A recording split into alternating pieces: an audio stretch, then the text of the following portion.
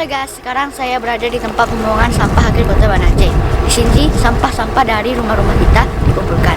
Dan menurut data setiap harinya, warga Banda Aceh menghasilkan sekitar 500 ton sampah.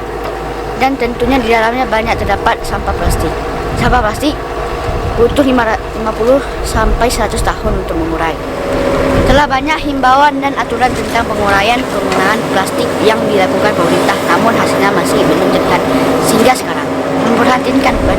Jadi jika kamu ingin di masa depan bisa menikmati kehidupan dengan lingkungan yang lebih sehat dan bersih, maka mulailah peduli terhadap lingkungan, salah satunya mengurangi penggunaan plastik. Ini dia beberapa tips sederhana yang bisa kamu terapkan dalam kehidupan sehari-hari guna mengurangi penggunaan plastik. 1. Membawa tas belanja sendiri. 2. Membawa kotak makan sendiri. 3. Membawa botol minum sendiri. 4. Menggunakan produk yang dikemas dengan beling, kaca atau karton. 5. Mengurangi penggunaan tisu basah. 6.